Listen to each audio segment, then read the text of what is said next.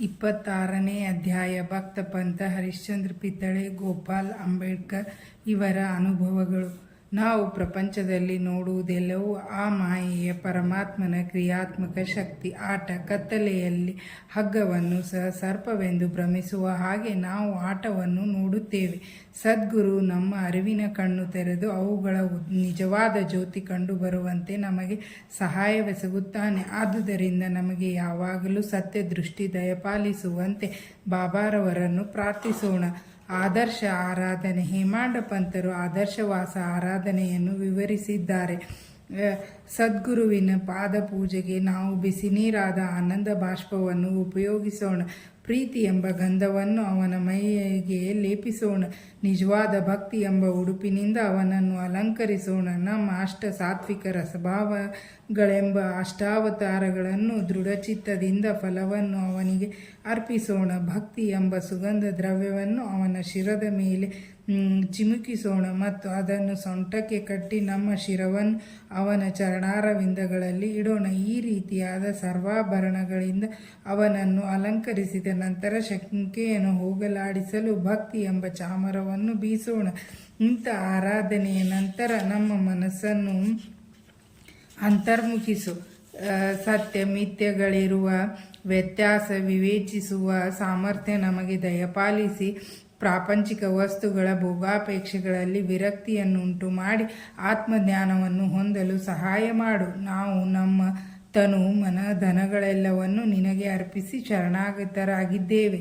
ನಮಗೆ ಸುಖ ದುಃಖಗಳ ಅನುಭವ ದೊರೆಯುವಂಥ ನೇತ್ರಗಳನ್ನು ದಯಪಾಲಿಸು ಮತ್ತು ನಮ್ಮ ನೇತ್ರಗಳನ್ನು ನಿನ್ನ ನೇತ್ರಗಳಂತೆ ಮಾರ್ಪಡಿಸು. ನಿನ್ನ ಮನಸ್ಸಿಗೆ ಬಂದಂತೆ ನಮ್ಮ ದೇಹ ಮತ್ತು ಮನಸ್ಸನ್ನು ಹತೋಟಿಯಲ್ಲಿಡು. ನಮ್ಮ ಮನಸ್ಸು ನಿನ್ನ ಪಾದಗಳಲ್ಲಿ ಶಾಂತಿಯಿಂದಿರಲಿ ಎಂದು ನಾವೆಲ್ಲರೂ ಪ್ರಾರ್ಥಿಸೋಣ. ಭಕ್ತ ಪಂಥ. ಬೇರೊಬ್ಬರ ಗುರುವಿನ ಶಿಷ್ಯರಾದ ಪಂಥ ಎಂಬುವರು ಒಮ್ಮೆ ಶಿರ್ಡಿಗೆ ಬರುವ ಸಂದರ್ಭ ಬಂದಿತು. ಅವರಿಗೆ ಶಿರ್ಡಿಗೆ ಬರುವ ಮನಸ್ಸು ಇದ್ದಿರಲಿಲ್ಲ. ಆದರೆ ಮಾನವನು ಎಣಿಸುವುದೊಂದು, ದೈವ ಬಗೆಯುವುದೊಂದು. ಅವರು BBCI ರೈಲಿನಲ್ಲಿ ಪ್ರಯಾಣ ಮಾಡುತ್ತಿದ್ದಾಗ ಶಿರ್ಡಿ ಯಾತ್ರಿಕರ ಪರಿಚಯವಾಯಿತು. ಅವರೆಲ್ಲರೂ ಇವರನ್ನು ಶಿರ್ಡಿಗೆ ಬರುವಂತೆ ಬಲವಂತ ಮಾಡಿದರು. ಉಪಾಯವಿಲ್ಲದೆ ಒಪ್ಪಿಕೊಳ್ಳಬೇಕಾಯಿತು. ಅವರೆಲ್ಲರೂ ಮುಂಬಯಿಯಲ್ಲಿ ಇಳಿದು, ಆದರೆ ಪಂಥರು ವಿರಾರಿನಲ್ಲಿ ಇಳಿದು ತಮ್ಮ ಗುರುವಿನ ಆಜ್ಞಾಪಣೆ ಪಡೆದು ಪುನಃ ಯಾತ್ರಿಕರ ಗುಂಪನ್ನು ಸೇರಿ ಶಿರ್ಡಿಗೆ ಬಂದರು. ಮಾರನೆಯ ದಿನ ಮಸೀದಿಗೆ ಬಂದರು. ಬಾಬಾರವರ ಹತ್ತಿರ ನೆರೆದಿದ್ದ ಭಕ್ತರ ಸಮುದಾಯವನ್ನು ಕಂಡು ಎಲ್ಲರೂ ಆನಂದಿಸಿದರು. ಆದರೆ ಪಂಥರು ಮಾತ್ರ ಮೈಮರೆತು ಮೂರ್ಛೆ ಹೋದರು. ಅವರನ್ನು ಮೂರ್ಛೆಯಿಂದ ಎಚ್ಚರಿಸಲು ಬಹಳ ಜನರು ಪ್ರಯತ್ನಪಟ್ಟರು. ನಂತರ ಬಾಬಾರವರ ದಯೆಯಿಂದ ಅವರ ಮೇಲೆ ನೀರು ಚಿಮುಕಿಸಲು ಪ್ರಜ್ಞೆ ಬಂದು ನಿದ್ರೆಯಿಂದ ಕಣ್ಣು ತಿಕ್ಕುತ್ತಾ ಎದ್ದು ಕುಳಿತರು. ಇವರು ಬೇರೊಬ್ಬ ಗುರುವಿನ ಭಕ್ತರೆಂದು ಅರಿತ ಸರ್ವಜ್ಞರಾದ ಬಾಬಾರವರಿಗೆ, ಏನೇ ಬರಲಿ ನಿನ್ನ ಆಧಾರವನ್ನು ಭದ್ರವಾಗಿ ಹಿಡಿದುಕೋ, ಬಿಡಬೇಡ, ನಿಶ್ಚಲನಾಗಿ ಅವರೊಡನೆ ಐಕ್ಯವಾಗಿರು ಎಂದು ಹೇಳಿ ಅವರಿಗೆ ತಮ್ಮ ಗುರುವಿನಲ್ಲಿದ್ದ ನಂಬಿಕೆಯನ್ನು ದೃಢಪಡಿಸಿದರು. ಪಂಥರು ಈ ಮಾತಿನ ಅರ್ಥವನ್ನು ಗ್ರಹಿಸಿ ತಮ್ಮ ಗುರುಗಳನ್ನು ಸ್ಮರಿಸಿದರು. ಬಾಬಾರವರ ಈ ದಯೆಯನ್ನು ಪಂಥರು ತಮ್ಮ ಜೀವಮಾನದಲ್ಲಿ ಮರೆಯಲೇ ಇಲ್ಲ. ಹರಿಶ್ಚಂದ್ರ ಪಿತಳೆ. ಮುಂಬಯಿಯ ಹರಿಶ್ಚಂದ್ರ ಪಿತಳೆಯರವರ ಮಗನಿಗೆ ಆಗಾಗ್ಗೆ ಮಲರೋಗ ಬರುತ್ತಿತ್ತು. ಪರದೇಶಿ ಮತ್ತು ಆಯುರ್ವೇದ ವೈದ್ಯರಿಂದ ಔಷಧಿ ಕೊಡಿಸಿದರೂ ಗುಣ ಕಂಡು ಬರಲೇ ಇಲ್ಲ. ಸಂತರನ್ನು ಮೊರೆ ಹೋಗುವ ಒಂದೇ ಒಂದು ಚಿಕಿತ್ಸಾ ಕ್ರಮ ಉಳಿಯಿತು. ದಾಸಗಣೂರವರ ಕೀರ್ತನೆಯಿಂದ ಬಾಬಾರವರ ಕೀರ್ತಿ ಮುಂಬಯಿಯ ಪ್ರಾಂತದಲ್ಲೆಲ್ಲ ಹರಡಿತೆಂದು ಈ ಮೊದಲೇ ತಿಳಿಸಲಾಗಿದೆ. ಈ ಕೀರ್ತನೆಗಳನ್ನು ಕೇಳಿದ ಪಿತಳೆಯರವರು ಬಾಬಾರವರ ದರ್ಶನ ಮಾತ್ರದಿಂದಲೇ ಸರ್ವರೋಗ ನಿವಾರಣೆಯಾಗುತ್ತದೆ ಎಂದು ಭಾವಿಸಿ ಒಂದು ಬುಟ್ಟಿ ತುಂಬ ಹಣ್ಣುಗಳನ್ನು ತೆಗೆದುಕೊಂಡು ಕುಟುಂಬ ಸಮೇತ ಶಿರ್ಡಿಗೆ ಬಂದರು. ಮಸೀದಿಗೆ ಹೋಗಿ ತಮ್ಮ ರೋಗ ಪೀಡಿತ ಮಗನನ್ನು ಬಾಬಾರವರ ಪಾದಗಳ ಬಳಿ ಮಲಗಿಸಿ ಅವರ ಮುಂದೆ ಜ್ಞಾನಾಸಕ್ತರಾಗಿ ಕುಳಿತರು. ಬಾಬಾರವರು ಆ ಹುಡುಗನನ್ನು ನೋಡಿದ ಕೂಡಲೇ ಅವನ ಪರಿಸ್ಥಿತಿ ಕೆಟ್ಟಿತು. ಹುಡುಗನು ಕಣ್ಣಿನ ಗುಡ್ಡೆ ಮೇಲಕ್ಕೆ ಹೊರಳಿಸಿ ನಿಸ್ತೇಜನಾಗಿ ಬಿದ್ದು ಬಿಟ್ಟನು. ಅವನು ಉಸಿರನ್ನು ತ್ಯಜಿಸಿದನೋ ಎಂಬಂತೆ ಮೈಯೆಲ್ಲ ಬೆವತು ಬಾಯಿಯಿಂದ ನೊರೆ ಬರಲಾರಂಭಿಸಿತು. ಇದನ್ನು ಕಂಡ ಮಾತಾಪಿತೃಗಳು ಗಾಬರಿಗೊಂಡು ಈ ತರಹದ ರೋಗ ಆ ಹುಡುಗನಿಗೆ ಸ್ವಲ್ಪ ಕಾಲದಲ್ಲಿ ಆಗಾಗ್ಗೆ ಬರುತ್ತಿತ್ತು. ಆಗ ಅದರ ಅವಧಿ ಹೆಚ್ಚಾಯಿತು. ದರೋಡೆಯನ್ನು ಮಾಡಲು ಹೊರಟ ಕಳ್ಳನ ಮೇಲೆ ಆ ಮನೆಯೇ ಉರುಳಿ ಬಿದ್ದಂತೆ ವ್ಯಾಘ್ರದ ಹೆದರಿಕೆಯಿಂದ ಓಡುತ್ತಿದ್ದ ಗೋವು ಕಟುಕನ ಕೈಗೆ ಸಿಕ್ಕಂತೆ ಬಿಸಿಲಿನ ಬೇಗೆಯನ್ನು ತಡೆಯಲಾರದೆ ವೃಕ್ಷದ ಕೆಳಗೆ ನೆರಳಿನಲ್ಲಿ ವಿಶ್ರಾಂತಿ ಪಡೆಯಲು ಹೋದ ಪ್ರಯಾಣಿಕನ ಮೇಲೆ ಆ ವೃಕ್ಷವೇ ಉರುಳಿದಂತೆಯೋ ಪರಮ ಭಕ್ತನು ಪೂಜೆ ಮಾಡಲು ದೇವಾಲಯಕ್ಕೆ ಹೋದಾಗ ಆ ದೇಗುಲವೇ ಅವನ ಮೇಲೆ ಮುಗಚಿಕೊಂಡಂತೆಯೂ ಆ ಹುಡುಗನ ತಾಯಿ ಚಿಂತಾಕ್ರಾಂತಳಾಗಿ ರೋಧಿಸಿದಳು. ಇದನ್ನು ಕಂಡ ಬಾಬಾರವರು, ಅಮ್ಮ, ಯಾಕೆ ಹೀಗೆ ರೋಧಿಸುತ್ತಿದ್ದಿ? ಅಳುವುದನ್ನು ನಿಲ್ಲಿಸು. ನಿನ್ನ ಮಗನನ್ನು ಮನೆಗೆ ಕರೆದುಕೊಂಡು ಹೋಗು. ಸ್ವಲ್ಪ ಹೊತ್ತಿನಲ್ಲಿ ಪ್ರಜ್ಞೆ ಬರುತ್ತದೆ ಎಂದು ಹೇಳಿ ಸಮಾಧಾನ ಪಡಿಸಿದರು. ಬಾಬಾರವರು ಆಜ್ಞೆಯನ್ನು ಪರಿಪಾಲಿಸಿದ ಸ್ವಲ್ಪ ಹೊತ್ತಿನಲ್ಲೇ ಬಾಬಾ ನುಡಿದ ಪ್ರಕಾರ ಹುಡುಗನಿಗೆ ಪ್ರಜ್ಞೆ ಬಂದಿತ್ತು. ನಂತರ ಅವರೆಲ್ಲರೂ ಅನುಮಾನರಹಿತರಾಗಿ ಬಾಬಾರವರ ಬಳಿಗೆ ಹೋಗಿ ನಮಸ್ಕರಿಸಿದರು. ಆಗ ಬಾಬಾರವರು, ನಿಮ್ಮ ಅನುಮಾನ, ಶಂಕೆ ಎಲ್ಲವೂ ಈಗ ದೂರವಾದಿದ್ದವೇ? ಶಾಂತಿ ಹೊಂದಿದ್ದೀರಾ? ಶ್ರೀಹರಿಯಲ್ಲಿ ದೃಢವಾದ ನಂಬಿಕೆ ಮತ್ತು ಅಚ್ಚಲ ವಿಶ್ವಾಸ ಇಟ್ಟವರನ್ನು ಅವನು ಕಾಪಾಡುವನು ಎಂದರು. ನಂತರ ಪಿತಳೆಯವರು ಎಲ್ಲರಿಗೂ ಸಿಹಿ ತಿನಿಸುಗಳನ್ನು ಹಂಚಿದರು. ಬಾಬಾರವರಿಗೆ ಒಳ್ಳೆಯ ಫಲ, ಪುಷ್ಪ ಮತ್ತು ವೀಳ್ಯಗಳನ್ನು ಭಕ್ತಿಪೂರ್ವಕವಾಗಿ ಅರ್ಪಿಸಿದರು. ಶ್ರೀಮತಿ ಪಿತಳೆಯರವರು ಸಾತ್ವಿಕರಾಗಿ ದೇವರಲ್ಲಿ ಭಕ್ತಿ ಇಟ್ಟಿದ್ದರು. ಬಾಬಾರವರನ್ನೇ ದಿಟ್ಟಿಸಿ ನೋಡುತ್ತಾ ಆನಂದ ಬಾಷ್ಪಗಳನ್ನು ಸುರಿಸುತ್ತಾ ಕಂಬಕ್ಕೆ ಒರಗಿಕೊಂಡು ಕುಳಿತಿದ್ದರು. ಇವರ ಅಪೂರ್ವ ಭಕ್ತಿ ವಾತ್ಸಲ್ಯಗಳಿಗೆ ಬಾಬಾ ಮನಸೋತು ಪರಮಾತ್ಮ ಹಾಗೆ ಸಂತರು ಸಹ ಆರಾಧಿಸುವ ಅಧೀನರು.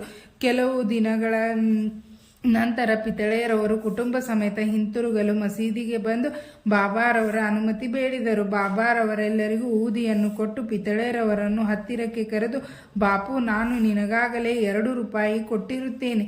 ಈ 3 ರೂಪಾಯಿಗಳನ್ನು ತೆಗೆದುಕೋ. ಇವುಗಳನ್ನು ಸಹ ಪ್ರತಿದಿನ ಪೂಜೆ ಮಾಡುತ್ತಾ ಹೋಗು. ಪರಮಾತ್ಮನು ನಿನಗೆ ಒಳ್ಳೆಯದನ್ನು ಮಾಡುತ್ತಾನೆ ಎಂದರು.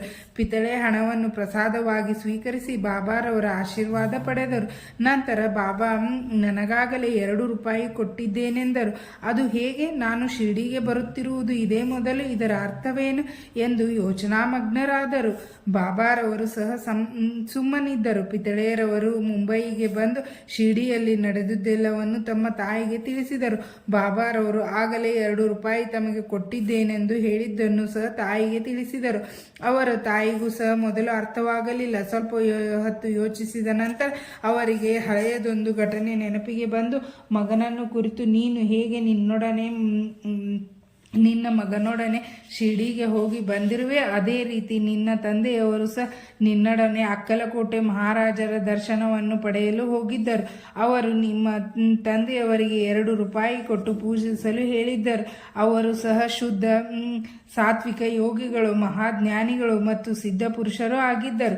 ನಿಮ್ಮ ತಂದೆಯವರು ಅವರ ಕೊನೆಯ ದಿನಗಳವರೆಗೆ ಅವುಗಳನ್ನು ಪೂಜಿಸುತ್ತಲೇ ಇದ್ದರು. ನಂತರ ಪೂಜೆಯು ನಿಂತಿತು. ಕೆಲವು ಕಾಲದ ಮೇಲೆ ನಮಗೆ ಆ ರೂಪಾಯಿಗಳ ನೆನಪೇ ಬರಲಿಲ್ಲ. ಅಕ್ಕಲಕೋಟೆ ಮಹಾರಾಜರೇ ಬಾಬಾರವರ ರೂಪದಲ್ಲಿ ಅವತರಿಸಿ ನಿನ್ನ ಕರ್ತವ್ಯಗಳನ್ನು ನಿನಗೆ ಜ್ಞಾಪಿಸಿರುತ್ತಾರೆ.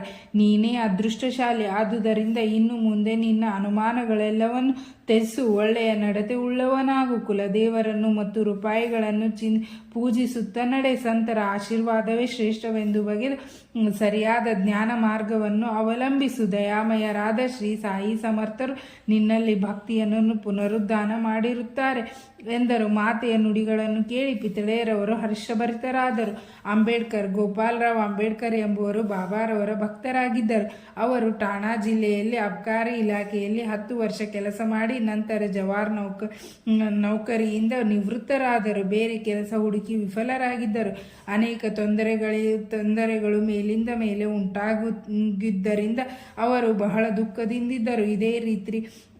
ಇದೇ ರೀತಿಯಲ್ಲಿ ಶಿರ್ಡಿಗೆ ಪ್ರತಿ ವರ್ಷವೂ ಬಂದು ಬಾಬಾರವರಲ್ಲಿ ಮೊರೆ ಇಡುತ್ತಾ 7 ವರ್ಷಗಳನ್ನು ಕಳೆದರು. 1916ರಲ್ಲಿ ಪರಿಸ್ಥಿತಿ ತೀರಾ ಹದಗೆಟ್ಟಿದ್ದರಿಂದ ಅವರು ತಾಳ್ಮೆ ಮೀರಿ ಆತ್ಮಹತ್ಯೆ ಮಾಡಿಕೊಳ್ಳಲು ನಿರ್ಧರಿಸಿದರು. ಆದುದರಿಂದ ತಮ್ಮ ಪತ್ನಿಯೊಡನೆ ಶಿರ್ಡಿಗೆ ಬಂದು ಅಲ್ಲಿ 2 ದಿನಗಳನ್ನು ಕಳೆದರು.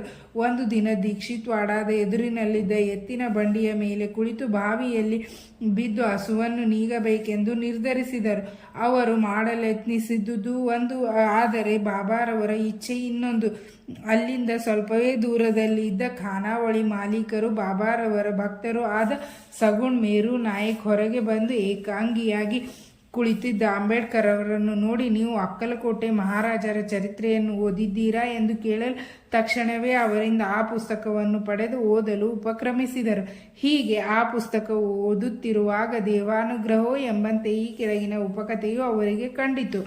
ಅಕ್ಕಲಕೋಟೆ ಮಹಾರಾಜರ ಭಕ್ತರಾದ ಒಬ್ಬರು ಗುಣವಾಗದೇ ಇದ್ದ ರೋಗ ರುಜಿನಗಳಿಂದ ಬೇಸರಗೊಂಡು ಒಂದು ದಿನ ರಾತ್ರಿ ಆತ್ಮಹತ್ಯೆ ಮಾಡಿಕೊಳ್ಳಲು ನಿರ್ಧರಿಸಿದರು. ಆದುದರಿಂದ ಅವರು ಬಾವಿಯ ಹತ್ತಿರ ಬಂದರು. ಆಗ ಅಕ್ಕಲಕೋಟೆಯ ಮಹಾರಾಜರು ಅವರ ಸಮೀಪಕ್ಕೆ ಬಂದು, ಒಳ್ಳೆಯದೇ ಆಗಲಿ ಕೆಟ್ಟದ್ದೇ ಆಗಲಿ ನಿನ್ನ ಕರ್ಮದ ಫಲವನ್ನು ಅನುಭವಿಸಲೇಬೇಕು. ಅದನ್ನು ಅನುಭವಿಸಿ ಮುಗಿಸದೇ ಇದ್ದರೆ ಆತ್ಮಹತ್ಯೆಯಿಂದ ಏನೂ ಪ್ರಯೋಜನವಿಲ್ಲ. ಅದಕ್ಕೋಸ್ಕರ ಇನ್ನೊಂದು ಜನ್ಮ ತಾಳಿ ಅದನ್ನು ಮುಗಿಸಬೇಕಾದುದು ಅನಿವಾರ್ಯ. ಆತ್ಮಹತ್ಯೆ ಮಾಡಿಕೊಳ್ಳುವ ಬದಲು ಈ ಜನ್ಮದಲ್ಲೇ ಸ್ವಲ್ಪ ಕಾಲ ಪೂರ್ವ ಜನ್ಮದ ಕರ್ಮಫಲ ಅನುಭವಿಸಿ ವಿಮುಕ್ತನಾಗಬೇಕು ಎಂದು ಉಪದೇಶ ನೀಡಿದರು. ಈ ಸಮಯೋಚಿತ ಕಥೆಯನ್ನು ಓದಿ ಅಂಬೇಡ್ಕರ್ ಅವರಿಗೆ ಆನಂದವಾಯಿತು, ಮನಸ್ಸು ಬದಲಾಯಿತು. ಬಾಬಾರವರ ಈ ಸೂಚನೆ ಅವರಿಗೆ ದೊರೆಯದೆ ಹೋಗಿದ್ದರೆ ಅವರು ಈ ಪ್ರಪಂಚದಿಂದ ದೂರವಾಗಿರುತ್ತಿದ್ದರೋ ಏನೋ. ಬಾಬಾರವರು ಅಂತರ್ಯಾಮಿತ್ವ, ದಯೆ ಇವುಗಳಿಂದ ಅವರಿಗೆ ಬಾಬಾರವರಲ್ಲಿ ಭಕ್ತಿ ದೃಢವಾಯಿತು. ನಂತರ ಅವರು ಬಾಬಾರವರ ಪರಮ ಭಕ್ತರಾದರು. ಅವರ ತಂದೆಯು ಅಕ್ಕಲಕೋಟೆಯ ಮಹಾರಾಜರ ಭಕ್ತರಾಗಿದ್ದುದರಿಂದ ಅವರೂ ಸಹ ತಮ್ಮ ಪೂರ್ವಜರ ಮೇಲ್ಮಕ್ತಿಯನ್ನು ಅನುಸರಿಸಬೇಕೆಂದು ಬಾಬಾರವರ ಆಶಯವಾಗಿತ್ತು. ಅನಂತರ ಜ್ಯೋತಿಷ್ಯವನ್ನು ಅಭ್ಯಾಸ ಮಾಡಿ ಅದರಲ್ಲಿ ಪಾಂಡಿತ್ಯ ಗಳಿಸಿ ಹಣವನ್ನು ಸಂಪಾದಿಸಿ ತಮ್ಮ ಜೀವಿತದ ಕೊನೆಯ ದಿನಗಳನ್ನು ಆನಂದದಿಂದ ಕಳೆದರು. ಶ್ರೀ ಸಾಯಿ ಪ್ರಣಾಮ. ಇಲ್ಲಿಗೆ 26ನೇ ಅಧ್ಯಾಯ ಮುಕ್ತಾಯವಾಯಿತು.